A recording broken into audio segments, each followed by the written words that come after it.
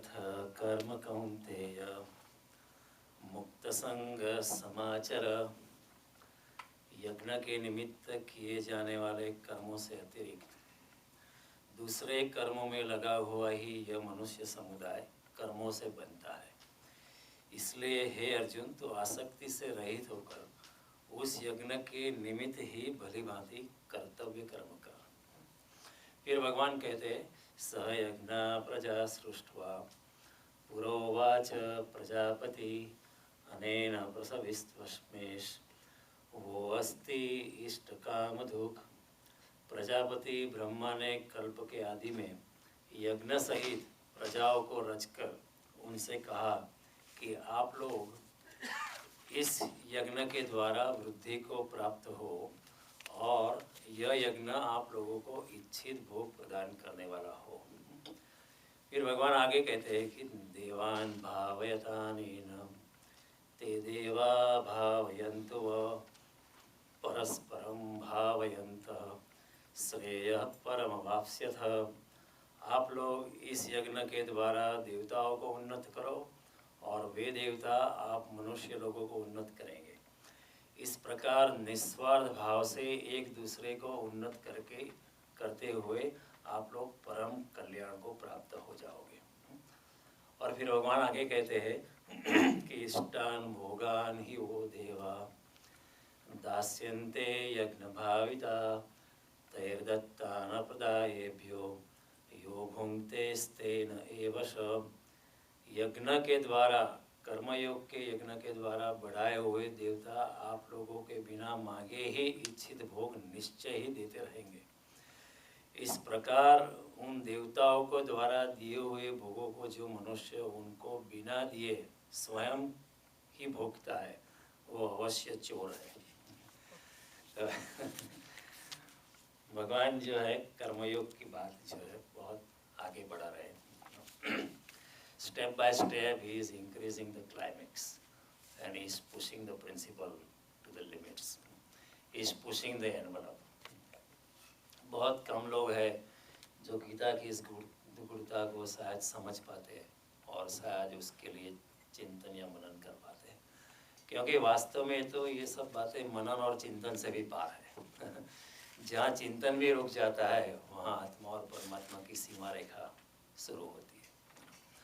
और भगवान ने पहले कर्मयोग की शुरुआत में कहा, मैं आपको शुरू में I am trying to connect you back, बीच में एक वीक का गैप हो जाते हैं, फिर हम लोग अपनी रूटीन लाइफ में चले जाते हैं। कृष्ण की गहनता थोड़ी हाथ से चली जाती है। कर्मयोग के बेसिक प्रिंसिपल्स में भगवान कहते हैं निष्काम कर्म करो, कर्म के फल पे आपका कोई अधिकार नहीं है। फिर आप भगवान कहते हैं कि आप कर्तापन की भावना छोड़ो, मैंने किया है ऐसी भावना छोड़ो, क्योंकि करने वाला आप सच में आप नहीं होते। गुणा गुणे से वर्तन्ति इति मत्वा न सज्जते। आपके जैसे गुण है अंदर उसी प्रकार बाहर कर्म अभिव्यक्त होते हैं। तो कर्म आपने किए हैं वो फल आपका है, ये भावना आप छोड़ो। भगवान ने इसलिए कहा कर्मण्येव अधिकारस्ते मा फलेषु कदाचन। कर्म के फल पे आपका कोई अधिकार नहीं है, क्योंकि हम कितने बेवश हैं। देखो, क्योंकि हम अपने अभिमान के मद में हम ऐसा मानते हैं मैं करने वाला हूँ, वास्तव में हम करने वाले नहीं हैं। जन्म मेरे हाथ में नहीं है, न मृत्यु मेरे हाथ में है। न पैदा ना होता तो मैं किसी को पूछ नहीं सकता था कि मैं क्यों पैदा नहीं हुआ, और पैदा हो भी गया हूँ तो भी किसी को पूछ नहीं सकता हूँ कि क्यों मैं। तो पैदा होना न होना मेरे हाथ में नहीं है। कहाँ पैदा होना, किस घराने में पैदा होना, किस देश में पैदा होना, किस प्लानेट पे पैदा होना, किस प्रकार का शरीर मिले, ये भी हमारे हाथ में नहीं है। मृत्यु भी हमारे हाथ में नहीं है। जरा वृद्धावस्था हमारे हाथ में नहीं है, कब वृद्धावस्था आ जाएगी पता नहीं चलता। व्याधि हमारे हाथ में नहीं है। जीवन की मूलभूत जो प्रक्रिया प्रेम जो है, काम वासना जो है, वो भी हमारे हाथ में नहीं है। सांस लेना भी हमारे हाथ में नहीं, नींद्रा आए या ना आएगी वो भी मेरे हाथ में नहीं है। क्या मैं कह सकता हूँ कि आज रात को मैं सोने जाऊंगा तो मुझे निद्रा अवश्य आएगी? मैं कुछ कह नहीं सकता। आए भी सही, ना भी आए। इतनी अगर व्यवस्था है, रात भर मैं सोऊंगा कैसे स्वप्न आएंगे ये भी मेरे हाथ में नहीं है। क्या मैं ऐसा सोच सकता हूँ आज रात को मुझे ये सपना देखना है? ये भी मेरे हाथ में नहीं है। और मेरे सपनों में मैं आपको इनवाइट भी नहीं कर सकता हूँ। ऐसा मैं कह सकता हूँ कि आप मेरा सपना देखने आइएगा, ये भी मेरे हाथ में नहीं है, ये भी मेरे बस की बात की नहीं है। आप अपनी बीवी को या अपने पति को अपने सपनों में बुला नहीं सकते, शायद आप चाहेंगे भी नहीं कि बुलाना, इस करके आप सपना जो देखते हैं शायद बीवी को पसंद ना आए, पति को पसंद ना आए। इतनी अगर व्यवस्था है, अगर शरीर आपका नहीं है, इंद्रिय आपकी नहीं है, मन आपका नहीं है, बुद्धि आपकी नहीं है, बुद्धि हमारी, ये शरीर पंच महाभूतों में बना हुआ, पंच महाभूतों के पदार्थ का सहारा लेकर हम कर्म करते हैं, उससे फल निपजता है। अन्य लोगों की सहायता लेकर हम करते हैं, परमात्मा की कृपा से सफलता विफलता प्राप्त होती है, तो फिर कर्म का फल जो उपस्थित हुआ वो मेरा कैसा है? इसमें कितने लोगों ने सहायता की और दिव्य शक्तियाँ भी सहायता करती है। अगर इस बात को हम भूल जाए तो भगवान कहते हैं तो फिर आप चोर हो। भगवान बहुत कठोर भाषा का उपयोग करते हैं। कठोर भाषा का उपयोग हमारा अपमान करने का उनका कोई इरादा नहीं, हमको जगाने का इरादा है, क्योंकि हम सोए पड़े हैं, सारी मनुष्यता सोई पड़ी है, सारी मनुष्यता। इसलिए भगवान कहते हैं यस्याम जागृते भूतानि सा निशा पश्यतो मुनि, जो जागा हुआ है इस सोए हुए संसार में, जो जागता है वही योगी है। या निशा सर्वभूतानाम तस्याम जागृति संयमी, जिस रात्रि में सब मोह निशा में लोग सोए पड़े होते हैं, उसमें जो योगी जागता है माया से परे, वही योगी जो है। आप आगे बैठ सकते हैं, एक कुर्सी खींच के ला, जैसे आपको ठीक रहे, तो वही योगी है। बाकी तो सब घोर निद्रा में सोए पड़े हैं। बुद्ध जब कहते थे प्रवचन, तो बुद्ध एक ही सेंटेंस को 3-4 बार दोहराते थे। किसी ने पूछा भी आप क्यों 3-4 बार वही सेंटेंस, वही वाक्य, वही शब्द की रचना, वही सीक्वेंस क्यों दोहराते हो? बुद्ध ने कहा कि मुझे आई एम नॉट श्योर कि पीपल आर लिसनिंग। मुझे मालूम नहीं कि लोग सुन रहे हैं, इसलिए मैं दोहराता हूँ। और 3 बार दोहराने के बाद भी अगर आपने पकड़ा है ना पकड़ा है वो भी संदेहपूर्ण है, इसलिए मुझे दोहराना पड़ता है। इसलिए जब बुद्ध के वक्तव्य लोग प्रसिद्ध करने आए किताबों में, तो लोगों को बहुत दिक्कत हुई, क्योंकि एक ही बात 3 बार, प्रकाशक भी कहता है कि ये why are you wasting paper and ink, किताब इतनी लंबी हो जाती है, एक ही बात कह रहे बुद्ध। नहीं, ठीक है। प्रभुपाद जी भी जब कहते थे distribute distribute distribute, he talked about his books कि मेरी किताबें बांटो, शिष्य को कहा, इसे distribute distribute distribute. The Western mind cannot accept that repetition. So the disciples are, why are you saying 3 times? Prabhupada said the same thing. I am not sure you are listening. I am not sure. Lakshman ji ने फिर एक बार, लक्ष्मण जी और गुहा के बीच में संवाद हो रहा था रात को। सीताराम जी पहली बार महल से निकलकर वनवास पे चले थे और दर्भ की सैया पे सीताराम जी सो गए। पहली बार आज महल की सैया न थी, जमीन पे लेट गए सीताराम जी। तो गुहा बहुत कल्पांत कर रहा था कि मेरे पिता और मेरी माता को जमीन पे सोना पड़ता है, बहुत कल्पांत करते हैं। तो लक्ष्मण जी ने कहा कि आप फिक्र मत करो, ये तो कर्मों के हिसाब से चलता है, कर्म के हिसाब से सब चलता रहे तो चलता ही रहता है। सारा जगत सोया हुआ है, मोह निशा सब सोवन हारा, इस मोह रूपी रात्रि में सारा जहां सोया पड़ा है। देख है स्वप्न अनेक प्रकार, अनेक अनेक विविध प्रकार के स्वप्न संसार में लोग देखते हैं। इमी जग जामिनी जाग ही जोगी, ऐसी मोह निशा में की जमावट में जब सारे सो जाते हैं तब जो जागता है वो योगी है। इमी जग जामिनी जाग ही जोगी, परमार्थी प्रपंच वियोगी, ऐसा योगी परमार्थ में है और प्रपंच से वियोगी है, यानी प्रपंच से दूर है। जान ही तब ही जीव जग जागा, इस जगत में जीव को तभी जागा समझना चाहिए जब सब विषय विलास विराग, जब विषय और विलास से अगर वो थोड़ा सा दूर चला जाता है, थोड़ा सा पीछे सरक जाता है, तभी इस लोगों को जागना समझना चाहिए। मतलब क्या है? आमतौर पर लोगों को सोया हुआ ही समझना है। लक्ष्मण जी भी कहते हैं, लक्ष्मण जी भी कहते हैं कि आमतौर पर लोग सोए ही पड़े, सबको सोए हुए ही मानो, हम भी सोए ही है जगत की घोर मोह निशा में। जान ही तभी जीव जग जागा, जब सब विषय विलास रगा, होय विवेक मोह ब्रह्म भागा, जब ये विवेक जगता है और मोह का भ्रम भागता है, तब रघुनाथ चरण अनुराग, तभी रघुनाथ के चरणों के प्रति प्रीति होती है, तब तक नहीं होती है। जब तक मोह निशा जाती नहीं, जब माया का अंधकार जाता नहीं है, जब संसार की माया से हम मुक्त नहीं हो पाते, तब तक भगवान के चरणों के प्रति, भगवान की शरणागति के लिए, भगवान के प्रति हमारे हृदय में प्रेम नहीं हो सकता। होई विवेक मोह ब्रह्म भागा, तव रघुनाथ चरण अनुराग, रघुनाथ के चरण तभी अनुराग होता है।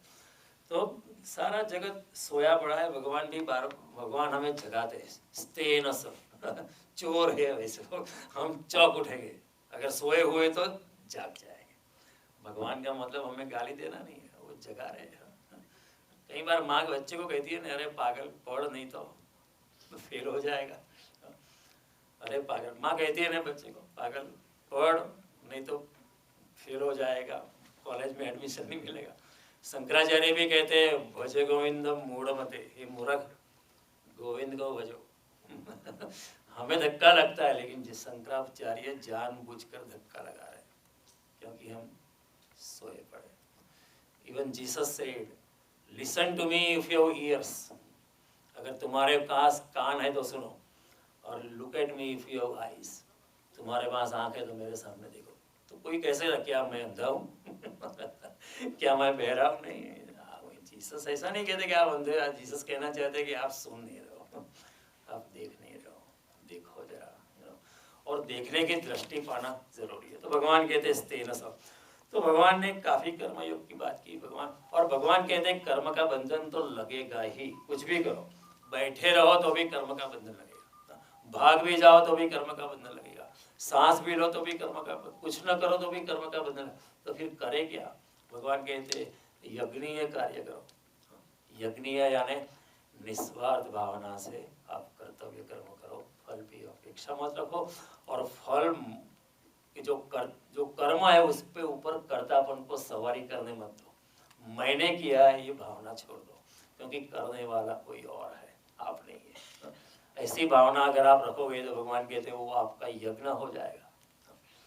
ये तो अगर हम करके देखो तभी पता चलता है, करके देखे तभी पता चलता। तब तक ये भगवान की बात इट इज थियोराइजेशन, डॉगमेटिक है, किताबों में है, गीता की किताब में पढ़ी रहती है। जब तक हम करके नहीं देखें तब तक पता नहीं चलता।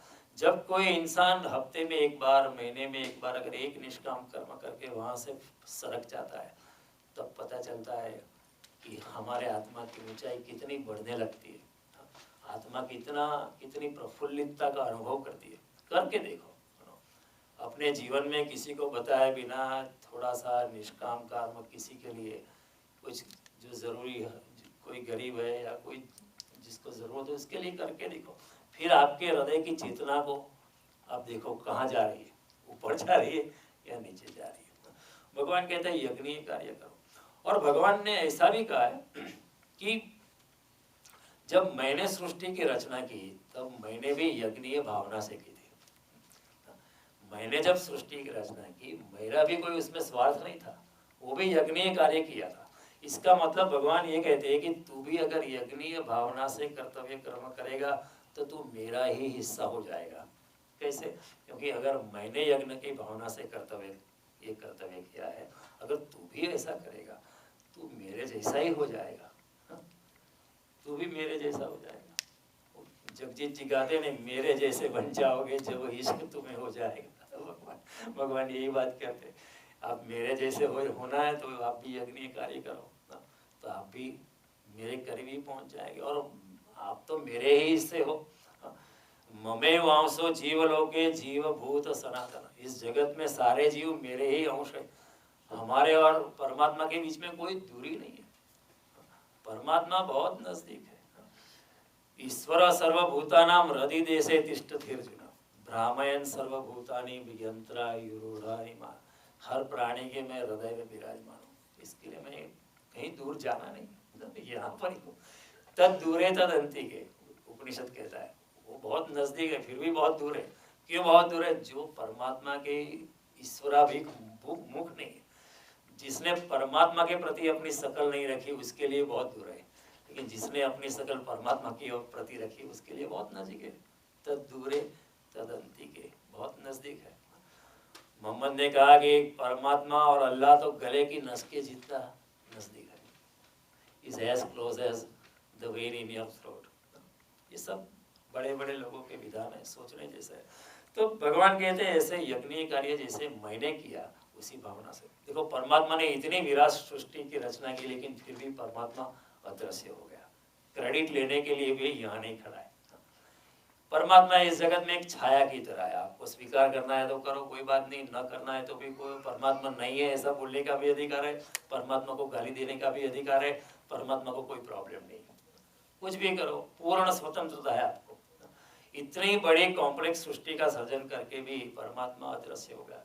सृष्टि इतनी मौजूद है और परमात्मा कितना गैर मौजूद है, और यही बताता है कि परमात्मा कितना निरहंकारी है। क्योंकि हम जब कुछ करते हैं, इधर मैंने अगर ये बनाया और नीचे मैं नाम लिखूंगा मेरा, इधर मैंने कुछ कुर्सियाँ का रिपेयर किया तो मैं पंडित जी को मेरा नाम जरा अनाउंस करना। हमारा ऐसा कर्तापन की भावना, कर्तापन की अंदर जो अहंकार है वो बाहर आके कर्तापन पे सवारी कर देता, मैंने किया है। और इतनी सवारी करता है, जो कृत्य मैंने नहीं किया है उसकी भी क्रेडिट लेना मैं चाहता हूँ। कई बार होता है ना, हमने काम नहीं किया फिर भी हम चार लोगों के सामने कहते ये तो मैंने किया है। और परमात्मा देखो उन्होंने किया है फिर भी कहते मैंने नहीं किया है। भगवान कहते हैं चातुर्वर्ण्य मया सृष्ट गुण कर्म विभाग तस्य कर्तारम विद्धि कर्तारम अव्यय। इस सृष्टि की रचना मैंने की है, लेकिन आप ऐसा समझना कि मैंने नहीं की है। देखो ये परमात्मा की बात है, हमारी बात कैसी है, हमने नहीं की भी की, नहीं भी कृत्य किया है तो भी हम क्रेडिट लेना चाहते हैं। और परमात्मा कहते हैं मैंने किया लेकिन क्रेडिट मुझे नहीं चाहिए, आप ऐसा ही मानना कि मैंने कुछ नहीं किया। ये है कर्तापन से मुक्त होना। भगवान कहते हैं अगर आप कर्तापन से मुक्त हो जाओगे तो कर्म के बंधन से भी मुक्त हो जाओगे, फिर आपका यज्ञ हो जाएगा। अर्जुन को भगवान यही करते कि तू एक छाया बन जा, जैसे मैं छाया हूँ इस जगत में, इस तरह तू छाया, अपने कर्तापन को हटा दे बीच से। ऐसा मत सोच के तेरे कारण लोग मर जाएंगे, मारने वाला कोई और है। ऐसा मत सोच के तेरे भाग जाने से लोग बच जाएंगे, क्योंकि बचाने वाला कोई और है। तू एक छाया बन जा, निमित्त मात्रम भव सव्यसाचिन, एक निमित्त बन जा, मेरा एजेंट बन जा। Act according to my plan, surrender unto me and then I will liberate you. सर्वधर्मान परित्यज्य मामेकम शरणं, मेरे शरण में आ जा, मैं तेरे सब पाप मेरे सर पे ले लूंगा, तुझे कोई मुक्ति है। तू इस तरह अगर लड़ेगा तुझे कर्म का बंधन नहीं लगेगा, तुझे पाप भी नहीं लगेगा। इतने लोगों का संहार करने के बाद भी भगवान कहते तुझे कुछ भी पाप नहीं लगता है, लगेगा। भगवान 18 अध्याय में भी कहते हैं अर्जुन को, यस्य नाहं कृतं भावो बुद्धिर यस्य न लुप्यते हत्वापि स इमान् लोका कर्मणात् न बंधते। सारे लोगों की हत्या करने के बाद अगर इंसान निष्काम भावना से अगर युद्ध लड़ता है तो उसको वो पाप लगता नहीं है। भगवान ये इस gives another principle, very dynamic statement here, very dynamic. तो इस तरह भगवान कहते हैं कि इस कर्म योग की योग को आगे बढ़ाते हुए भगवान कहते हैं यज्ञ भावना से कर्म करोगे तो आप कर्म के बंधन से मुक्त रहे, नहीं तो फिर आप बैठे रहना भी, सिर्फ यॉर्निंग भी किसी को कुछ नहीं करने का, बैठे रहना भी एक, पानी पीने का भी एक कर्म है, और कर्म का बंधन लगेगा ही लगेगा। तो भगवान कहते हैं कि आप सम्यक भावना से, शारीरम केवलम कर्म कुर्वन् नाप्नोति किल्बिषम्। भगवान कहते हैं अपने शरीर के बेसिक फंक्शन ऑर्डिनरीली करते रहो, बाकी सब निष्काम कर्म से करते रहो, तो आपको कर्म का बंधन लगने वाला नहीं है। फिर भगवान कहते हैं कि देवान भावयतानेव देवा ते देवा भावयन्तु परस्पर भाव। भगवान कहते हैं कि देव लोग, अगर आप निष्काम कर्म में लगे रहते हो तो देवता आपकी सहायता करेंगे। This is another beautiful statement. अगर आप निष्काम कर्म की शुरुआत करोगे तो आप अकेले नहीं हो, देवता आपकी सहायता करेंगे। मैंने आपको समझाया था, अगली बार मैं थोड़ा सा आपको फिर से समझा दूं कि जब सामान्य मनुष्य, ऑर्डिनरी मनुष्य अगर देह छोड़ता है तो उसका तुरंत जन्म हो जाता है, क्योंकि लाखों गर्भ उपलब्ध है। सामान्य मनुष्य के लिए लाखों गर्भ उपलब्ध है, इधर देह छोड़ी उधर फिर से जन्म हो सकता है। हाँ। लेकिन कोई असाधारण आत्मा है, कोई दिव्य आत्मा है, तो उसको थोड़ा प्रतीक्षा करनी पड़ती है, क्योंकि उसको अगर फिर से जन्म लेना है, उसको फिर से दिव्यता का फिर से दिव्यता के मार्ग में उसको प्रस्थान करना है, फिर से एक दिव्य जन्म अगर पाना है तो उसको एक दिव्य माता और दिव्य पिता का इंतजार करना पड़ता है। ऐसा गर्भ उसको उपलब्ध नहीं होता जो दिव्य हो, जिसमें एक योगी जैसा पिता मिले, जिसमें एक विदुषी जैसी सन्नारी माता मिले। ऐसा सुमेल सदियों के बाद उपस्थित होता है। इसलिए बुद्ध महावीर जैसे लोग बार बार पैदा नहीं होते, 500 साल लग जाते उनके पैदा होने में। कृष्ण के बाद बुद्ध और महावीर 2500 साल के बाद पैदा हुए। 2500 साल के बाद एक अवतार पृथ्वी पर अवतरित हुआ। ऐसा गर्व होना, ऐसा इसका समन्वय होना बहुत मुश्किल है। तो दिव्य आत्मा को प्रतीक्षा करनी पड़ती है, अचानक जन्म नहीं पा सकते, लेकिन वो दिव्य कार्य करवाना चाहते हैं।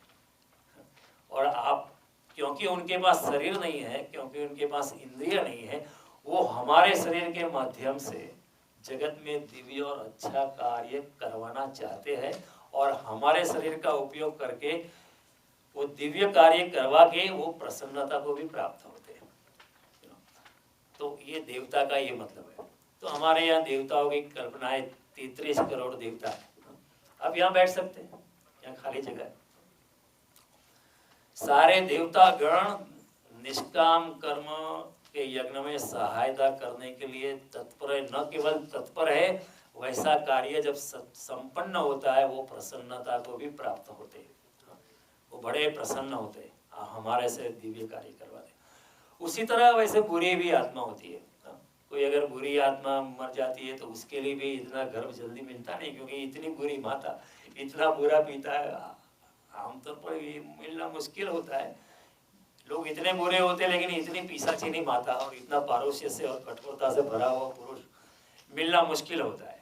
सामान्य माता पिता मिल जाते हैं तो जन्म तुरंत हो जाता है, लेकिन बुरे आत्मा के लिए भी मुश्किल होता है। और बुरी आत्मा भी जो है हमारे से बुरा काम करवाना चाहती है। और प्रेतात्मा जो होती है हमारे, क्योंकि उनके पास भी शरीर नहीं है, उनके पास भी इंद्रियां नहीं है, उनके पास भी मन नहीं है, तो हमारे शरीर हमारे मन का उपयोग करके वो हमारे से बुरा कृत्य करवाना चाहती है, और बुरा कृत्य करवा के वो प्रसन्नता भी प्राप्त करती है।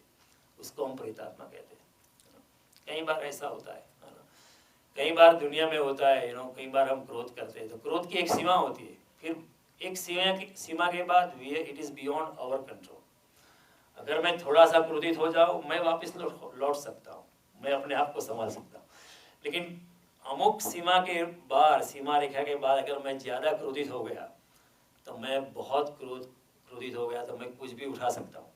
जो आमतौर पर शांत मुद्रा में अगर एक पत्थर मैं नहीं उठा सकता हूँ, वो क्रोधित अवस्था में मैं इतना बड़ा पत्थर उठा सकता हूँ। वो क्रोध खत्म हो जाने के बाद मैं सोचूंगा इतना बड़ा पत्थर मैंने कैसे उठा लिया, और इतनी गाली मैं कैसे बोल दिया। उसके बाद पता चलता है।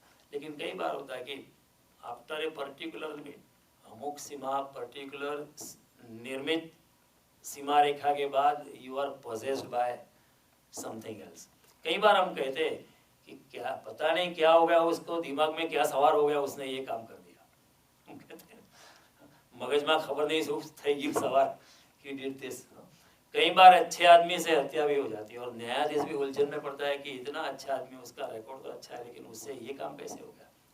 और इंसान भी कहता है मुझे पता नहीं चलता।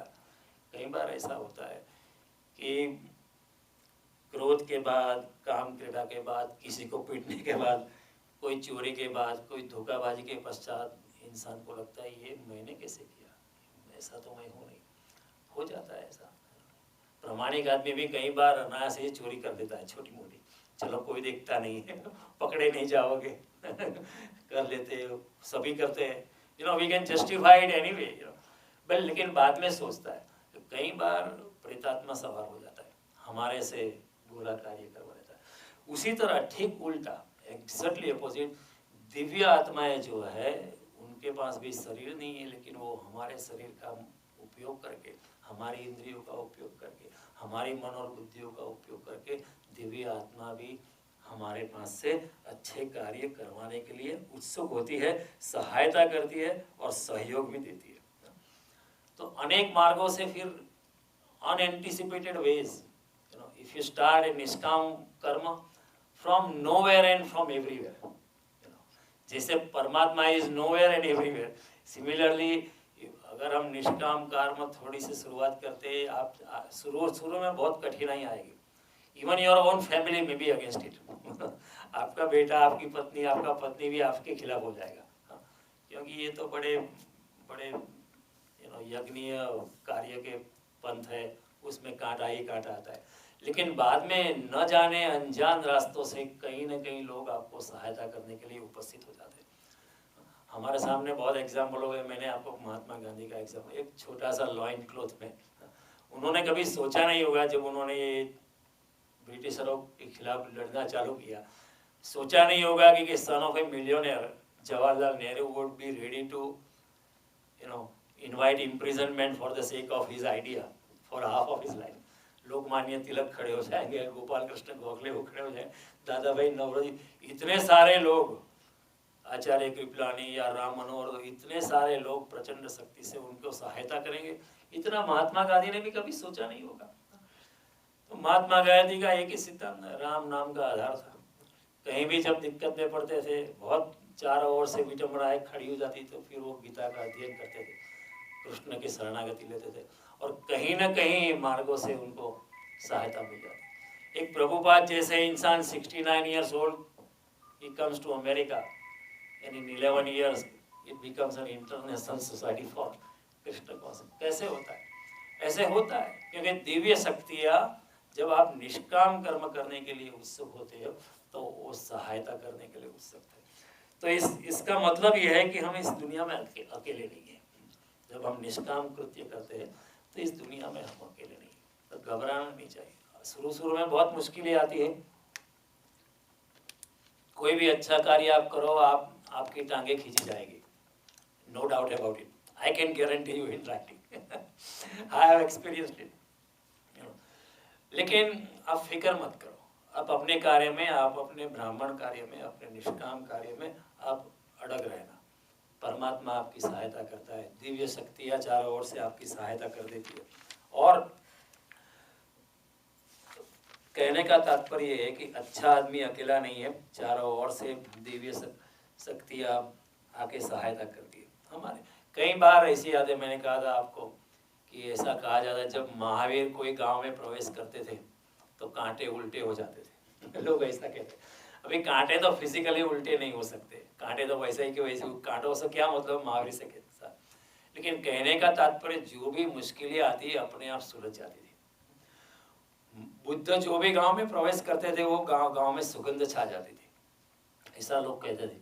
जो भी गांव में बुद्ध प्रवेश करते थे चारों ओर सुगंधित वातावरण, ऐसा नहीं हो सकता। लेकिन कहने का तात्पर्य ये था कि जहाँ भी बुद्ध प्रवेश करते थे देवता लोग, चारों ओर का जो इंतजाम था, व्यवस्था थी, ये सब ठिकाना करना देवता लोग संभाल लेते थे।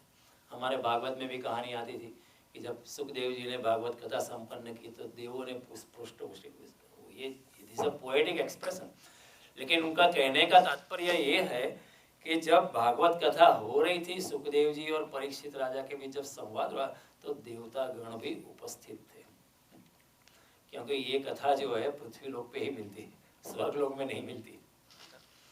ये जो भागवत गंगा है पृथ्वी पे ही उपलब्ध है, स्वर्ग लोक पे नहीं मिलती है। जब भागवत की कथा की शुरुआत हुई तब देवता आए, उन्होंने कहा कि आप हमें भागवत कथा दे दो, हम परीक्षित राजा को अमरत्व दे देते। तो सुखदेव जी ने पूछा परीक्षित जी को, आपको क्या चाहिए, भागवत कथा चाहिए या अमरत्व चाहिए? तो परीक्षित राजा ने बहुत सोच के कहा कि मुझे दीर्घ आयु नहीं चाहिए, मुझे दिव्य जीवन चाहिए। दीर्घ जीवन नहीं चाहिए, मुझे दिव्य जीवन चाहिए। 7 दिन में मरना अच्छा है लेकिन दिव्यता से मरना है। 7 दिन में मर गए, लेकिन इतनी ऐसी अवस्था में मरने का पता भी नहीं चला। तक्षक नाग आके काटे उससे पहले तो उन्होंने अपना देह छोड़ दिया। तो ये बड़ी एसोटेरिक बात होती है। देवता गण लोग आके मतलब चारों ओर गांधी, राम, अरविंद, चारों ओर अच्छे लोगों के साथ अच्छी शक्तियाँ खड़ी हो जाती है। और ये एस्ट्रल बॉडी की जो बात है देवताओं प्रेतात्मा की, अभी western world is also accepting. पहले पश्चिम पूरब की ये बातों पर हंसता था, अब ये पश्चिम की हिम्मत नहीं रही। पश्चिम के कदम कई क्षेत्रों से हटने लगे। आज का वैज्ञानिक के पास इतनी हिम्मत नहीं कहने की पूरब गलत था। इसके बारे में बहुत कुछ रिसर्च हो रहा है। ये जो बातें जो है सुपरस्टिशियस नहीं होती, दिव्य आत्मा भी होती है, प्रेतात्मा भी होती है, ऐसा नहीं कि नहीं होती है। और उसके बड़े, और ये कहने वाले लोग ऑर्डिनरी लोग नहीं थे, ऑलिवर लॉज जैसे लोग या सी.डी. ब्रॉड या मायर्स और जी.बी. रायन जैसे प्रस्थापित लोग, प्रस्थापित वैज्ञानिक चिंतन वाले लोगों ने भी इस बातों का स्वीकार किया।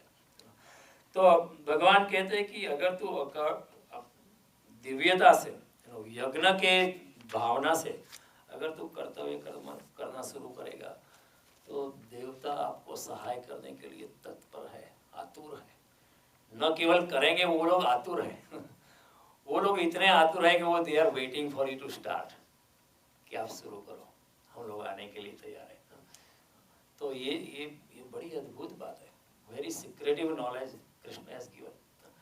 जगत के किसी भी शास्त्र में ऐसी बातें बताई नहीं कि आप कुछ निष्काम भावना से कर्म चालू करो, और कृष्ण यहाँ कह रहे हैं कि देवता गण आके आपकी सहायता करेंगे। फिर बाद में कृष्ण कहे प्रकृति भी आपकी सहायता करेगी, और बाद में कृष्ण कहेंगे मैं खुद आपकी सहायता करूँ। तस्मात् सर्वगतम ब्रह्म नित्यम यज्ञे प्रतिष्ठितम।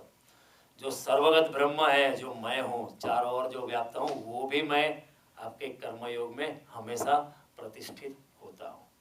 तस्मात् सर्वगतम ब्रह्म नित्यम, हमेशा के लिए, यज्ञ, आपके कर्म यज्ञ में प्रतिष्ठित उपस्थित है। इसका मतलब क्या है? निष्काम कर्म अगर हम शुरू करते हैं तो हम अकेले नहीं है, देवतागण है, सारी प्रकृति, सारी समस्ती, परमात्मा का विराट शरीर और खुद परमात्मा हमारे साथ हो लेते हैं। और होता है ऐसा, When you do more and more of it, आपको लगेगा अंदर में, जैसे आप निष्काम कर्मों को बढ़ावा देते हो तो वैसे वैसे आपके आत्मा की ऊंचाई इतनी बढ़ेगी, आप परमात्मा के इतने निकट होने का एहसास कर पाओगे। आपको खुद को लगेगा कि तो आपके कार्य में आप अकेले नहीं, परमात्मा खुद हाजिर है, आपको हमेशा लगेगा। और ऐसा अनुभव लोगों का है। This has been experienced by me. Even Aurobindo has once wrote, Aurobindo was fighting for freedom. Later on he became a saintly person. When he was being cross-examined by a lawyer in the court, he felt Lord Krishna himself was cross-examining him. Then he felt, no, I am not alone. मैं अकेला नहीं हूँ, मेरे साथ भगवान is there. काम करतो जा, हाथ मारतो जा, मदद तैयार है. Just hold his hand. He is available. God is not only there, but he is active. See, हम लोग सोचते हैं he is just there. No, he is not just there. He is not only there, but he is active also. हमारे लोग कहे गए भगत भक्त लोग, वो तो हाजरा हजूर है। हाजरा हाजर तो है, लेकिन हजूर भी है, आपकी सेवा करने के लिए भी आतुर है। हाजरा हजूर, भक्त के लिए भगवान हजूर बनने के लिए भी तैयार है। यहाँ क्या हो रहा है? अर्जुन का रथ कौन ड्राइव कर रहा है? तो भगवान यहाँ क्या ड्राइवर बन गए हैं? मैं आपका ड्राइवर बनूंगा, आप कहेंगे तो भी शायद नहीं बनूंगा, मेरा अभिमान बीच में आएगा। लेकिन परमात्मा होने के बावजूद कृष्ण यहाँ अर्जुन के सारथी हो गए। उनको कोई शर्म नहीं है, उनको तू मेरा भक्त है। भगवान कहते हैं भक्तों से मैं सखा चेते रहस्य में तद उत्तम, तू मेरा भक्त है और मित्र है, इसलिए मैं गीता का उत्तम रहस्य मैं तुझे बताता हूँ। अभी भगवान कहते हैं कि इष्टान भोगान ही वो देवा दास्यन्ते यज्ञ भाविता तैर दत्ता न प्रदायुभ्यो यो भूमते स्तेन एव। उसमें ट्रांसलेशन में कहते हैं कि यज्ञ के द्वारा, कर्म के यज्ञ के द्वारा बढ़ाए हुए देवता आप लोगों को बिना मांगे ही, देखो ये इज वेरी इंपॉर्टेंट, आपके मांगे बिना देवता गण आपको इच्छित भोगों को प्रदान कर देंगे। आपको मांगने की भी जरूरत नहीं पड़ेगी, you don't have to ask for it. इस प्रकार उन देवताओं के द्वारा दिए हुए भोग को जो पुरुष खुद ही अकेला भोग लेता है वो चोर है। अभी कर्म के फल पे आपका अधिकार नहीं है, वो फल देवताओं ने दिया है, फिर तो आप अकेले खा जाते हो तो वो तो ठीक नहीं है। देवताओं ने आपको दिया है क्योंकि वो आपने निष्काम कर्म किया, तो सारे आनंद को बांट लो, लेट इट फ्लो। अगर आप अकेले खा जाते हो तो फिर भगवान कहते हैं आप चोर है। आप हमारा इंसल्ट नहीं कर रहे भगवान, हमको जगाते हैं कि देखो ऐसा ना हो जाए, पार्टनरशिप मेरी भी है। He is an silent partner in our partnership. फिर जब बंटवारा करने का जब वक्त आता है तो हम भूल जाते हैं उनके और नहीं ये तो मेरी होशियारी से उत्पन्न हुआ है, I am smarter than you, आप बैठे रहो वहाँ, वैसा कहे। भगवान कहते बिना मांगे, बिना मांगे। देखो ये जो दिव्य शक्ति, ये बड़ी रहस्यमय अनमोल बात है। बिना मांगे, दिव्य शक्तियाँ हमारे पीछे दौड़ के, हम जब मांगते नहीं है तो दिव्य शक्तियाँ मांगे बिना हमें दे देती है। कोई भी आकांक्षा नहीं करती, फिर भी दिव्य शक्तियाँ, जब हम आकांक्षा नहीं करते फल की, तो दिव्य शक्तियाँ इतनी प्रसन्न होती है कि ये इंसान तो कुछ मांगता भी नहीं है तो उनको देते हैं। उनको देने वो हमें पात्र समझती है कि ही डिजर्व्स इट, वो मांगता भी नहीं है तो उनको इतनी देने की तमन्ना होती है, वो बिना मांगे आपको बहुत कुछ सहायता करती है। कई बार कहते हैं अरे प्रारब्ध तो घेरू रहे तो दूर मांगे तो न मांगे दौड़ तू आवे न विश्वास है करी रहे गुजारे जे सिरे तारे जगत नो नाथ तेसे जे गण्यो जे प्यारू प्यारा है अति प्यारो गणी ले। There was a poet called Nijanand in Gujarati. He wrote this poet. अरे प्रारब्ध तो घेरो रहे छे दूर मांगे तो, if you ask for it it keeps away. अगर आप मांगोगे तो वो दूर चला जाएगा, अगर आप नहीं मांगते तो आपको खोज के आएगा। अगर आप, क्योंकि मांगने से बाजी बिगड़ जाती है, अगर आप मांग करते हो तो बाजी बिगड़ जाती है। आप मांगते ही नहीं है तो वो दिव्य शक्तियाँ समझती है कि कितना अच्छा इंसान है, कितना निर्मल इंसान है, वो देने के लिए काबिल है, उसको दान करने के लिए उसकी पात्रता है तो उसको देते हैं। This is another thing. Even Shrimad Bhagavat में जब उद्धव जी पूछते हैं कि सिद्धियाँ कैसे प्राप्त होती है तो कृष्ण कहते हैं जितेंद्रियस्य युक्तस्य जितश्वासस्य देहिनो मयि धारयश्चित उपतिष्ठन्ति सिद्धया। जिसने अपने जितेंद्रियता बनाए रखी है, जो निष्काम कर्म में है, जिसको कुछ नहीं चाहिए, वो मुझे ही अपने हृदय में धारण करके वो बैठा है, जिसने अपने श्वास पे काबू पाए, ऐसे योगी के लिए सिद्धियां अपने आप खड़ी होती है। उपतिष्ठन्ति सिद्धया, यानी उसको सिद्धि के पीछे भागना नहीं पड़ता, सिद्धियां अपने आप आके उपस्थित होती है। कहती है हमारा उपयोग करो, और योगी कहता है नहीं मैं उपयोग करने वाला ना, आपको यहाँ बैठना है बैठो मैं उपयोग करने वाला, क्योंकि मुझे तो कुछ चाहिए ही नहीं। सी ये बातें बड़ी अद्भुत है। जीसस ने भी ये बात कही थी कि अगर मांगोगे तो चला जाएगा। Even Ramakrishna Paramhansa said the same thing. See, Jesus said the same thing. Seek first the kingdom of God and then the rest will be delivered to you. पहले आप भगवान की प्राप्ति करो, फिर बाकी सब कुछ मिल जाएगा।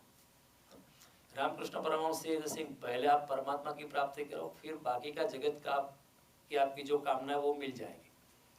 लेकिन हम क्या करते हैं, हमारा गणित उल्टा है। नहीं, पहले मैं डॉक्टर हो जाता हूँ, फिर बाद में ये सब गीता पढ़ेंगे, पहले मैं इतना बिजनेस कर दूँ, 1-2 होटल डाल देता हूँ, 2-3 मिलियन का, बाद में गीता करेंगे। उसमें क्या होता है कि होटल मिल भी जाती है फिर भी मिलती नहीं है, फिर भी हमें संतोष तो होता नहीं है। 2 मेटल हो जाएगी तो फिर हम 20 बनाना चाहेंगे, फिर हम किसी और पटेल के साथ कंपटीशन में लगेंगे, उसने 200 बनाई तो मैं 400 बना के उसका कोई अंत नहीं है, क्योंकि आगे आगे आगे आगे आगे इच्छाएं जो है और दौड़ाती है। क्योंकि वासना की जो क्षितिज है वो हमेशा दूरी रहती है, वो कभी जमीन से मिलती नहीं। जितना हम फास्ट दौड़ते हैं उतना वो क्षितिज भी आगे दौड़ती है। The distance between me and the horizon is always constant, whether I run fast or slow. वो मिलने के बाद भी नहीं मिलती, और फिर परमात्मा हम खो देते हैं। भौतिक जगत की दौड़ में हम भागते हैं तो उसका what is the opportunity cost. अगर मैं इधर गीता क्लास में नहीं आता और शाहरुख खान शो में जाता हूँ तो व्हाट इज माय, मैंने क्या गवाया, गीता क्लास गवाया। मैं अगर मैं यहाँ आता हूँ तो मुझे शाहरुख खान शो गवाना पड़ता है, वो मेरा how to let it go. उसी तरह आप पदार्थ को पाते हो तो परमात्मा को गवाते हो, परमात्मा को पाते हो तो पदार्थ को।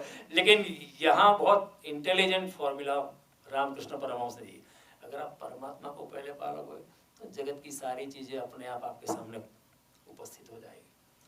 सारी चीज़ें अपने आप हो जाएगी।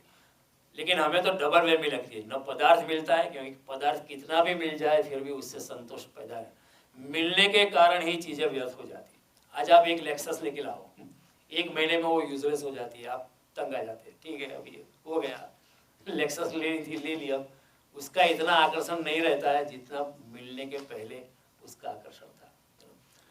मिलने के बाद भी वो नहीं, है ना। जैसे किसी शायर ने लिया, दुनिया जिसे कहते हैं जादू का खिलौना है, मिल जाए तो मिट्टी है, खो जाए तो सोना है। मिलने के कारण ही वो व्यर्थ हो जाता है। तो पदार्थ के पीछे भागने में पदार्थ भी खो जाता है और परमात्मा भी खो जाता है।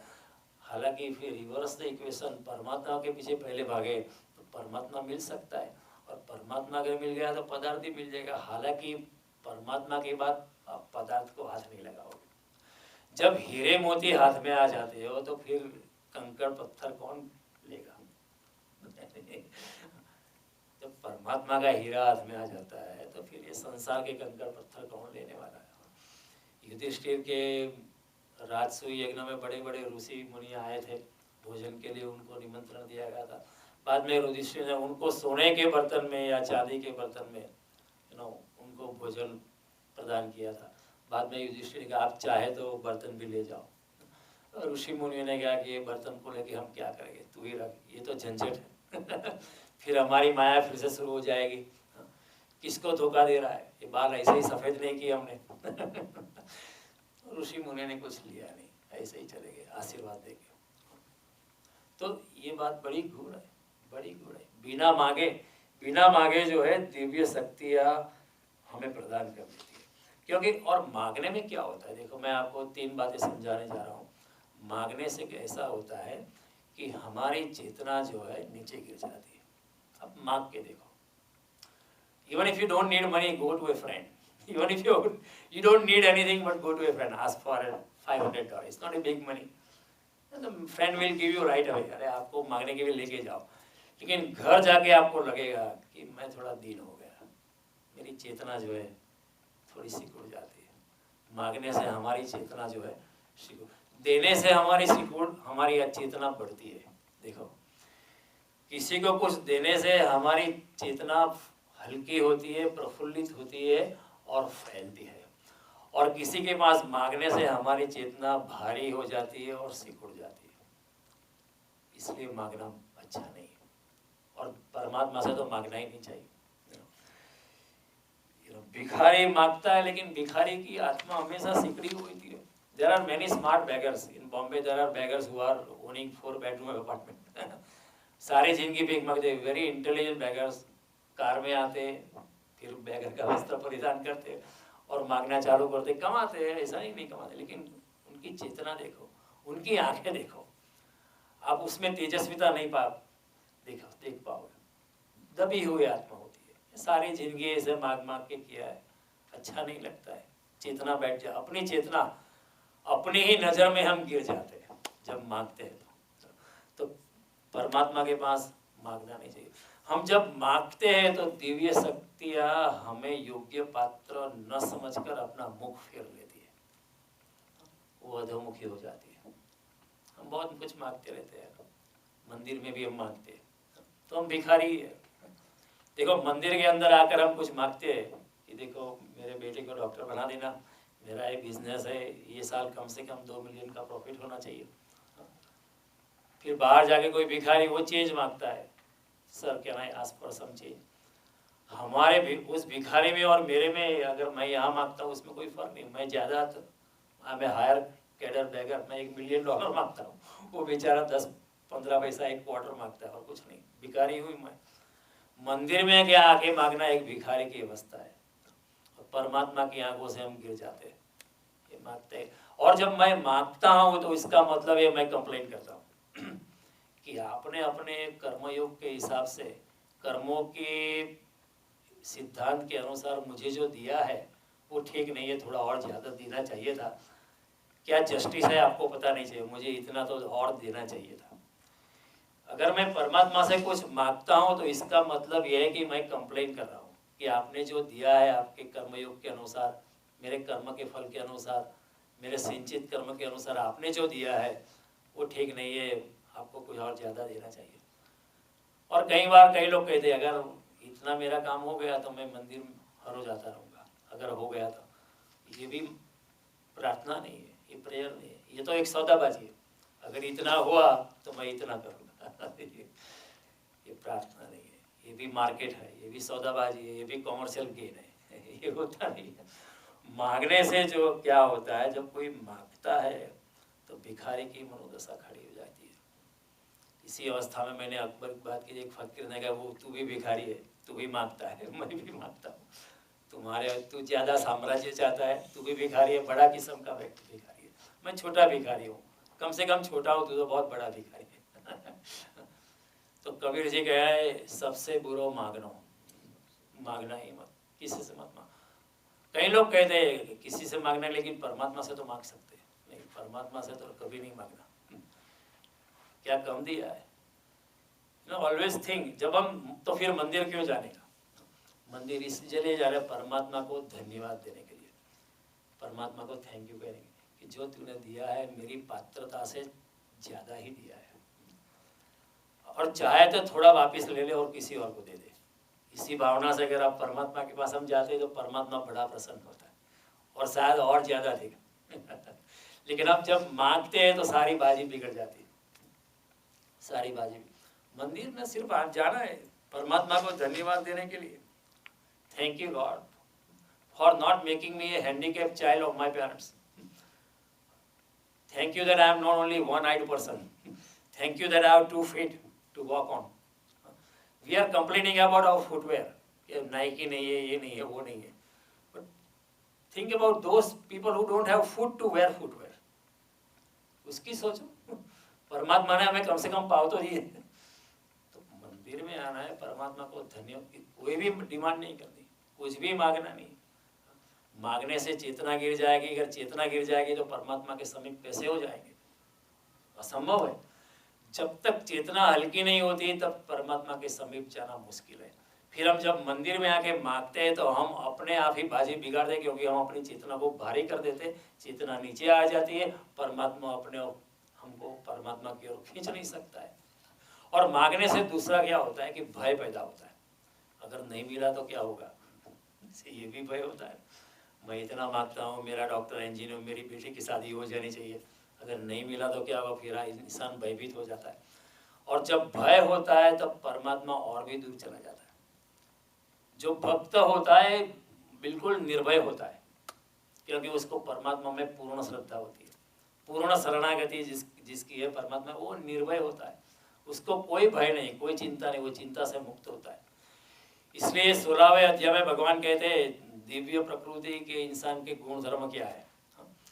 जो दैवी प्रकृति वाला इंसान है उसके गुण धर्म क्या है। Even the very first 3 shlokas of 16th chapter he says अभयम सत्व संसुद्धि, अभयता, अभयम सत्य संसुद्धि, ज्ञान योग व्यवस्थित, दानम, दान मांगना नहीं, दान, दानम दमश्च यज्ञश्च, यज्ञ कर्मयोग, स्वाध्याय तपार्जमो, अहिंसा सत्यम अक्रोधो त्याग शांतिरपैशुनम, दया भूतो शिरोरुतम, आर्जवम हिरजापलम, तेज क्षमा शुचि सौसम, अद्रोहो नातिमानिता, भवंती संपत्ति दैवी अभिजातस्य भारत। ये अर्जुन जो दिव्य संपत्ति से जन्मा है उसको ये गुण धर्म है। पहला गुण धर्म क्या है, अभयता, किसी से भी नहीं डरता है, क्योंकि परमात्मा है मेरे साथ, मुझे क्या डर। अगर मौत भी आ जाए, मौत हो भी जाए तो भी मुझे कोई फिक्र नहीं, क्योंकि मौत किसी की होती नहीं वास्तव में। कृष्ण कहते हैं आप आत्मा किसी की मरती नहीं, असंभव है, आप कभी मरते नहीं। ये शरीर बिखर जाता है, इस शरीर का तेल चुक जाता है, इस शरीर की हड्डियां चुक जाती है, लेकिन आप आत्मस्वरूप तो अमर है आप, तो फिर आप अमर है तो क्यों डरते हो। तो जब अभयता नहीं रहती है, मांगने से क्या होता है, एक डर पैदा होता है कि अब नहीं मिलेगा तो क्या होगा, तो डर के मारे हम परमात्मा से विमुख हो जाते हैं। This is another biggest thing.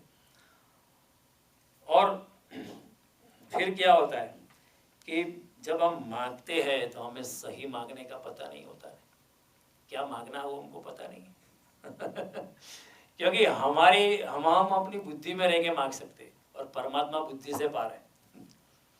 हमारी सीमा रेखा क्या है, मन, बुद्धि और हमारा अहंकार, वो हमारी सीमा रेखा है।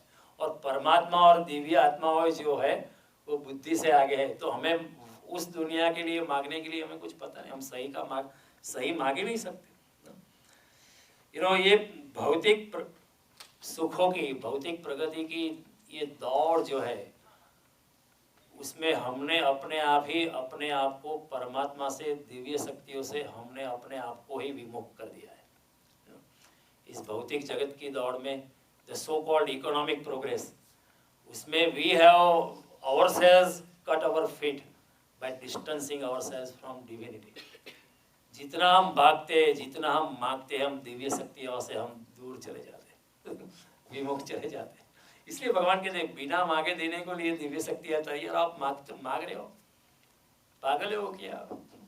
भगवान कहते हैं बिना मांगे दिव्य शक्तियां आपको देने के लिए तैयार है, और आप मांग क्यों रहे हो? क्यों अपने आप को गिरा रहे? अपने आप को अपमान मत करो। मैं अगर मांगूंगा तो क्या करता हूँ? मैं अपने आप का ही तो अपमान करता हूँ किसी और का नहीं, अपने आप का ही अपमान करता हूँ। भगवान कहते क्यों अपमान करते हो? क्यों मुझे लज्जित करते हो? मांगो ही मत। इस भौतिक पदार्थों की H.M. Patel, who was not a very kind of saintly person, but he was a man of thinking. He was a bureaucrat, he was an economic think tank, he was a technocrat. उसने उन्होंने जगह लिखा है अनित्य पदार्थों की नित्य दौड़, उसमें इंसान भटक जाता है। अगर आप श्रीमद् भागवत का इंट्रोडक्शन पढ़े, सस्तु साहित्य वालों ने श्रीमद् भागवत का प्रकाशन किया है 2 पार्ट में। उन्होंने H.M. पटेल ने he has given पूरा वचन, he has endorsed it। उन्होंने लिखा है अनित्य पदार्थों के लिए नित्य दौड़, उसमें इंसान भी बिखर गया तो हम अनित्य पदार्थों की इस नित्य दौड़ में इतने अंधे हो जाते, इतने सोए हो जाते, इतनी निद्रा में खो जाते कि हम मांगना चालू करते।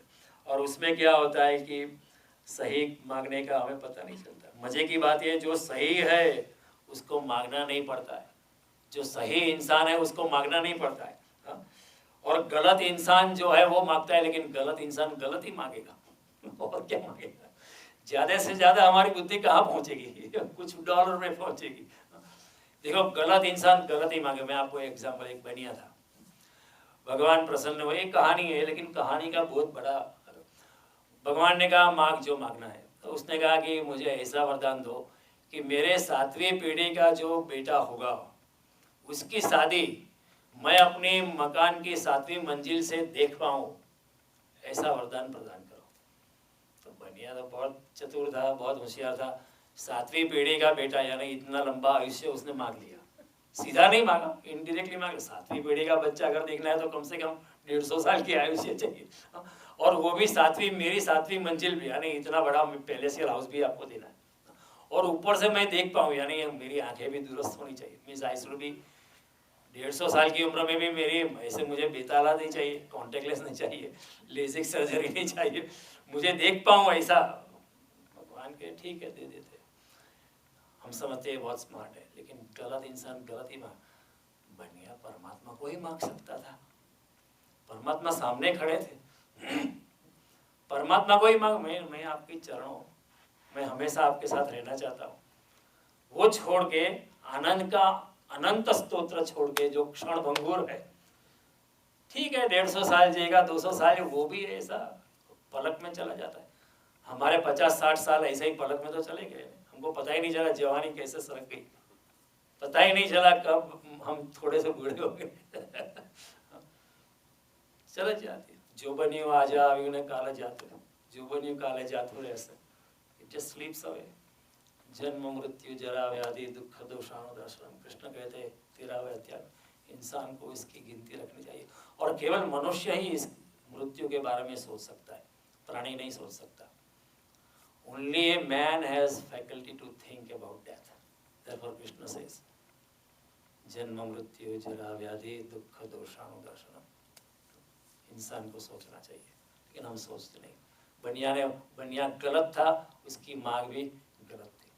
मैं आपको और एग्जांपल दूं, सुदामा, देखो भगवान के दोस्त थे, गरीबाई थी अत्यंत, लेकिन सुदामा शुद्ध ब्राह्मण था, तेजस्वी ब्राह्मण था, कभी उसने कुछ मांगा नहीं। उसकी धोती फटी हुई है, झोपड़ा है, घर में खाने के लिए नहीं है, फिर भी किसी के पास कुछ मांगने का नहीं है, ब्राह्मण कार्य करने का, लोगों में जाके धर्मशास्त्र को समझाने का, अपनी दिव्य दृष्टि का लोगों को प्रदान करना, यही उसका धर्म था। वही करता रहा सारी जिंदगी। फिर एक बार बीबी ने कहा, क्या करें, बीबी का कोई गुनाह नहीं है कि आपके दोस्त है कृष्ण, उनके पास थोड़ा तो मांग लो, घर में खाना भी नहीं है, बच्चे भूख से मरे, आपकी धोती भी फटी हुई, मेरे वस्त्र भी देखो, फटे हुए वस्त्र मैं पहनता हूँ, इतनी गरीब आई, अब जाते क्यों नहीं कृष्ण के पास। लेकिन सुदामा को ये बात मांगना, अरे छोड़ो, सुदामा को तो बहुत क्रोध आता था, अब क्या बात करती हो, ब्राह्मण पत्नी हो के अपने पति को कहती हो कि मांगो जाके। सुदामा नहीं, लेकिन पत्नी क्या करे, उसको घर संसार चलाना है, क्योंकि सुदामा तो अपनी मस्ती में, घर संसार की जिम्मेवारी पत्नी के कंधे पे। फिर पत्नी ने बहुत जिद की कि नहीं आपको जाना ही होगा, तो सुदामा ने कहा ठीक है जाता हूँ। लेकिन सुदामा के दिल में क्या ख्याल था, मांगने का ख्याल नहीं था। उन्होंने दो बातें सोची कि मैं जाऊंगा तो मैं चल के जाऊंगा, और रास्ते में जितने लोग हैं उनको मैं धर्मों का उपदेश करूंगा, सबको धर्म के बारे में बताऊंगा, सबको हमारे शास्त्रों का जो गूढ़ बातें जो है, गीता रहस्य है, भागवत रहस्य है, रामायण, सब बातें मैं लोगों को समझाऊंगा, समझा के जाऊंगा, और दिव्यता का प्रचार करूंगा। मेरे पास जो है उसको मैं बांटूंगा, मैं चोर नहीं बनूंगा। भगवान कहते हैं जो अपने आनंद को अपने पास ही रखता है वो चोर है। सुदामा चोर नहीं थे, सुदामा बांटना चाहते, लुटाना चाहते, क्योंकि ये तो राम नाम की लूट है, बंदे लूट सके तो लूट, इतना अखूट खजाना है, कभी कुटता नहीं।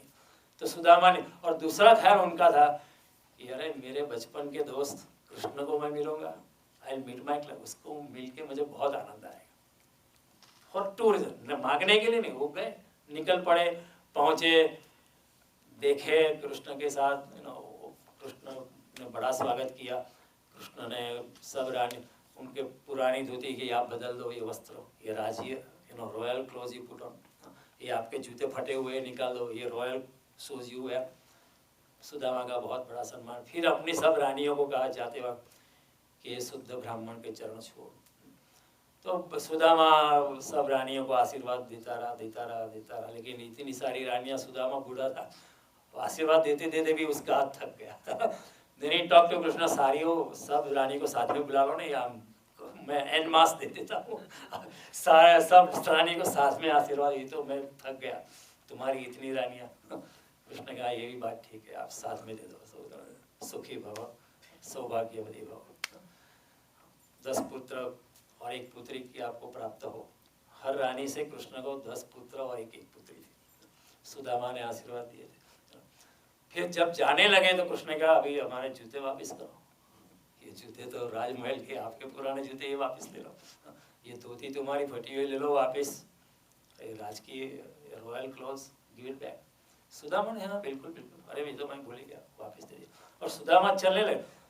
जब चलने लगे रास्ते पे तब उन्होंने, अरे पत्नी का मार पड़ेगा अभी मुझे, मैं तो मांगना ही भूल गया। देखो गलत इंसान मांगना भूल ही जाता है। सुदामा ने कहा मैं तो मांगना ही भूल गया। लेकिन अगर हम होते तो क्या सोचते, कृष्ण पूरा बनिया है, वो जानता था मेरी हालत इतनी खराब है, मैं उसके बचपन का दोस्त हूँ, और वो मिलियनर है, मल्टी मिलियनर है, थोड़ा सा देना चाहिए, पूरा बनिया निकला।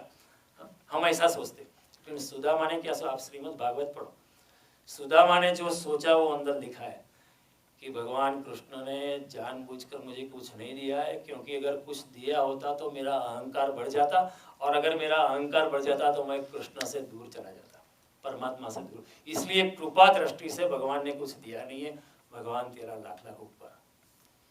Look at the way of thinking. इंसान भूख से मर रहा है लेकिन ऐसा सोचता है कि कृष्ण तूने ठीक ही काम किया है, नहीं दिया तो अच्छा किया, अगर देता होता तो मेरा अहंकार बढ़ जाता, अगर मेरा अहंकार बढ़ जाता तो मैं परमात्मा से दूर चला जाता। नहीं नहीं, मुझे तो परमात्मा के साथ रहना है। उनके सोचने का ढंग सोच देखो, उन्होंने कुछ नहीं मांगा, लेकिन फिर बिना मांगे दिव्य शक्ति आपको बहुत कुछ देती है। कृष्ण ने सुदामा को मालूम कर दिया। जब पहुंचे वापिस तो सुदामा जान नहीं पाए। उनकी पत्नी ने बड़ा स्वागत किया कि कृष्ण ने बहुत कुछ दिया है, बिना मांगे, दिव्य शक्तियाँ बिना मांगे दे देते। देखो हमारी बात कैसी, हमारे पास सब कुछ है फिर भी हम मांगते हैं। विवेकानंद की बात देखो, पिता बहुत बड़ा कर्ज छोड़ के चले गए थे और माता और विवेकानंद रह गए थे पीछे, और खाने के भी प्रॉब्लम थे, खाने के लिए भी अन्न घर में संपन्न नहीं था। और कई बार विवेकानंद क्या कहते थे, मुझे आप मेरे मित्रों के घर दावत है, तू खा लेना। देखो बेटा भी कैसा है, आमतौर पर माँ सेक्रीफाइस कर देती है कि बेटे को खाना मिलेगा, मैं भूख से रह जाऊँगा, पानी पी लूँ। लेकिन ये बेटा कुछ और है, वो माँ की सोचता है। वो कहता है मुझे तो मेरे घर मित्रों के घर खाना है, मैं वहाँ खाने जाता हूँ, दावत है। और वहाँ जाएंगे और फिर घंटा 2 घंटे के बाद वापस आएंगे और वर्णन भी करेंगे, ये खाया, ये हलवा पूरी खाई, ये खाया, ये खाया। वास्तव में कुछ नहीं खाया, कुछ पानी पिया था। माँ अब तू खा ले।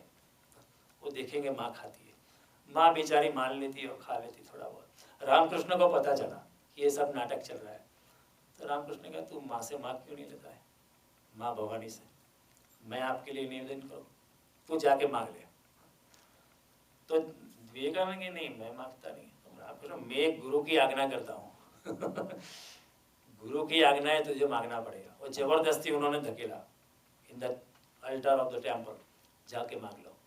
3 घंटे के बाद विवेकानंद बाहर निकले और रामकृष्ण मांगा, उन्होंने कहा वो तो मैं भूल ही गया, जब मैं अंदर गया तो माता को देखकर मैं इतना भक्ति में डूब गया, और मैं माता की भक्ति में डूब के इतनी दिव्यता को पा गया, मैं खुद सम्राट हो गया था मैं एक शहंशाह जैसा फील कर रहा था, तो मैं मांगूंगा कैसे, वो तो मैं भूल ही गया। रामकृष्ण फिर से जा तो 3-4 बार भेजा, लेकिन विवेकानंद की यही हालत, भूल के। जो ठीक इंसान है वो मांगेगा नहीं, बिना मांगे सब कुछ दिया जाता है। रामकृष्ण परमहंस खुद मरने को थे, गले का कैंसर था, तो विवेकानंद ने मजाक उड़ाई थी उनकी, आप क्यों नहीं मांगते माँ भवानी से कि आपका गले का दर्द थोड़ा कम कर दे रामकृष्ण ने, तू जानता है मैं मांग नहीं पाऊंगा, मैं मांग नहीं सकता, माँ के पास मैं कैसे मांगूंगा। तो विवेकानंद कहा मैं भी कैसे मांगता था उस दिनों में, दोनों हंसे होंगे एक दूसरे पे। ठीक इंसान जो है कभी मांगेगा नहीं, परमात्मा के पास कभी भी मांगने का नहीं। कई लोग कहते हैं कि नहीं, मैं तो मेरे बेटे के लिए मांगता हूँ, बेटे के लिए मांगता हूँ, मेरे इसके लिए मांगता हूँ, वो भी नहीं मांगने का। वो उनके कर्मों के अनुसार जो उचित है वो मिलेगा, पर देखने वाला वो है देनहार कोई और है, वो देख, उसको क्या पता नहीं है, उनके कर्मों के हिसाब से सब कुछ ठीक ही चल रहा है। विवेकानंद ने यही कहा, विवेकानंद ने रामकृष्ण को यही कहा कि जो होना चाहिए वही हो रहा है। अगर ये नियत है कि मुझे भूख से मरना है, अगर मेरी माँ को भूख से रहना है तो ये मेरी नियत है, उसका स्वीकार है, मुझे उसमें कोई कंप्लेंट नहीं। जो होना रहा है वो हो ही रहा है, उसकी उससे अन्यथा की कोई हमें आकांक्षा नहीं। तो कृष्ण कहते हैं बिना मांगे, बिना मांगे, इधर कहते हैं कृष्ण मांगे बिना जो यज्ञीय कार्य में प्रवृत्त हो जाते हैं, तो दिव्य शक्तियाँ, दिव्य आत्माएं चारों ओर से उसे लुटाती है। ऐसा नहीं कि निष्काम कर्म में रहने वाला गरीब ही रह जाता है, ऐसा कुछ नहीं है, वो भी मिलियनेयर हो सकता है। लेकिन आप मिलियनेयर हो जाओगे इसलिए निष्काम कर्म करो, ये भी तो फिर गलत हो जाएगा कई लोग ऐसा सोचे ठीक है बिना मांगे बहुत कुछ मिलेगा तो निष्काम कर्म शुरू करते हैं, इसलिए कि कुछ मिलेगा, तो फिर वो निष्काम कर्म नहीं है। निष्काम कर्म यानी मिले या ना मिले, जो परमात्मा की मर्जी, उसको देना है देगा, नहीं देना है तो नहीं देगा, देना वो भी प्रसाद, नहीं देगा वो भी प्रसाद, जैसी तेरी मर्जी, जैसी तेरी कृपा। तो इस तरह कृष्ण कहते हैं बिना मांगे। लेकिन अपने आप को कई बार क्या होता है, अपने आप पे ज्यादा भरोसा है, परमात्मा पे कम भरोसा है, इसलिए हम मांगते हैं I can manage it better, I can tell him I don't know how you will manage, I know how to manage you better। लेकिन वो खतरनाक है। प्रार्थना से मांग, जो भी प्रार्थना मांग से भरी है वो प्रार्थना नहीं है, वो सौदाबाजी है। प्रार्थना में केवल शरणागति होती है, धन्यवाद है, धन्यवाद शरणागति। जब ऐसा होता है तो देयर इज इनर ट्रांसफॉर्मेशन। जब कोई इंसान धन्यवाद देने के लिए आता है, मांगने लिए, तो अपने आप अंदर से बदल जाता है, अपने आप से एक अलग इंसान हो जाता है और परमात्मा की विशाल संपत्ति को पा लेता है। फिर हम जब मांगते हैं हम जब मांगते हैं तो फिर हमारी एलिजिबिलिटी हम खो देते हैं, दिव्य शक्तियाँ मुख फेर देती है, ये तो मांगता है, उसको देने के लिए वो पात्रता नहीं रखता है। मांगे, बिना मांगे रहो, मिलेगा। तो यज्ञ रूपी कर्म जो करेगा, टोटल एक्सेप्टेबिलिटी, उसको बिना मांगे सब कुछ मिल जाता है। बिन बादल बरसात हो सकती है होती है, और ज्यादा हो सकती है। अगर हम मांगते हैं तो फिर क्या होता है, देने वाले फेक साधु संत भी खड़े हो जाते हैं अगर हमारी लालच है तो देने वाले फेक, हाँ, जो साधु संत खड़े हो, अरे मैं आपको इतना दे सकता हूँ, थोड़ा सा डोनेशन हमको आश्रम में दो एक साधु बाबा देंगे, इतना थोड़ा डोनेशन आश्रम में दो, मैं आपको वैकुंठ में स्थान दे दूंगा तो एक इंसान आया, उन्होंने कहा कि मैं आपको कैलिफोर्निया स्टेट देता हूँ बाबा जी, पूरा कैलिफोर्निया स्टेट आपके आश्रम के लिए दान करता हूँ। तो साधु भी चौंका, उसने कहा कैलिफोर्निया तेरे बाप का है, तू मुझे दे देगा? तो इंसान ने क्या कहा, वैकुंठ तेरे बाप का है तू मुझे दे देगा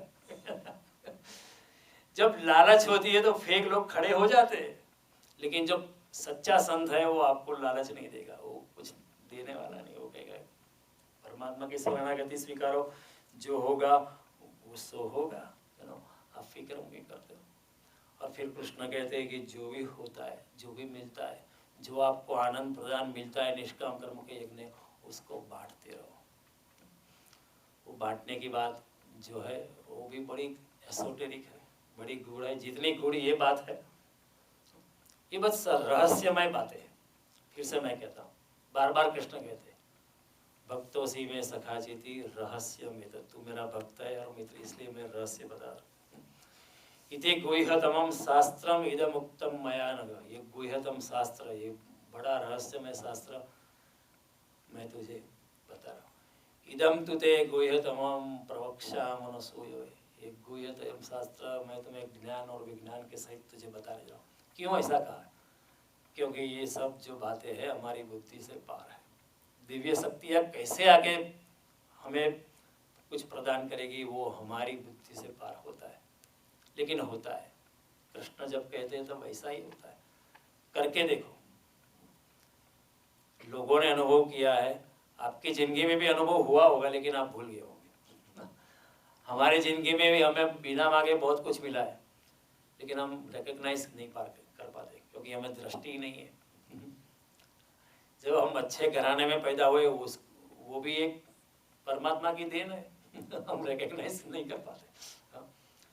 अगर हम ऐसे घराने में पैदा है जब माँ सिगरेट पीती हो, ड्रग एडिक्ट हो, और पिता भी ऐसा है, कुछ ठिकाना नहीं है, तो फिर हमारा क्या होता?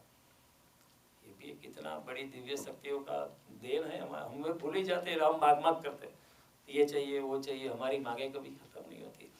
मांगने से हमारी चेतना गिर जाती है, हम अपनी दृष्टि में ही गिर जाते हैं, परमात्मा की दृष्टि में बिगड़ी सीधी हुई बाजी, जो बाजी ठीक चल रही उसको हम खुद ही बिगाड़ देते हैं, और परमात्मा फिर विमुख हो जाता है।